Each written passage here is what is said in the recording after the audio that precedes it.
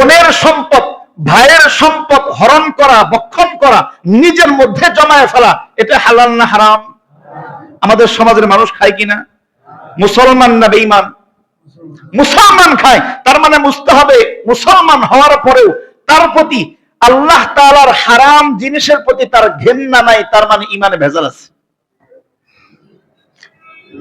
আগে বলছিলেন মানুষ অনুভূতি নষ্ট হইলে মানুষ পায়খানাও খাইতে পারে, ঘৃণা লাগে না, কারণ মানুষ অনুভূতি নাই।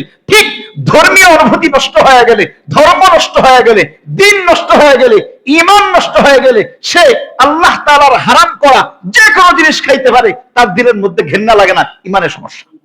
একজন ঈমানদার গুইসাপ খাবে না। কেন খাবে না? এই গুইসাপ তো মানুষে খায়, কিন্তু আমি আপনি কেন খাবো না? আল্লাহ এটাকে হারাম করেছেন বিধায় আমাদের দিলের মধ্যে গুইসাপের প্রতি ঘৃণা আছে।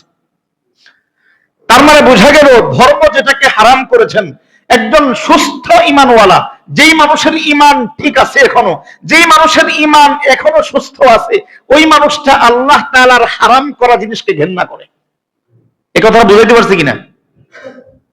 এটাকে যেমন হারাম, আল্লাহ তাআলা হারাম করেছেন বিধায় ধর্মীয় অনুভূতির কারণে আমার দিলের মধ্যে ঘৃণা, তো আল্লাহ তাআলা যেই খাবারকে হারাম করেছেন, যেই বিষয়কে হারাম করেছেন, ওই বিষয়ের প্রতি ঘৃণা দিলের মধ্যে জমাটাও আমার ঈমানের পরিচয়। আল্লাহ তাআলা সুদকে হারাম করেছেন না হালাল? একটু কথা জোরে বলতে হবে, হারাম করেছেন না হালাল? হারাম। এখন একজন ঈমানদার যদি সুদ খায়, বুঝতে হবে তার মধ্যে সুদের ঘৃণা আসে নাই, তার ঈমানের মধ্যে সমস্যা আছে। কথা বুঝাইতে পারছি কিনা? আল্লাহ তাআলা ঘুষকে হারাম রাখছেন না হালাল? হারাম কিনা? ঘুষ খাওয়া হালাল না হারাম? হারাম।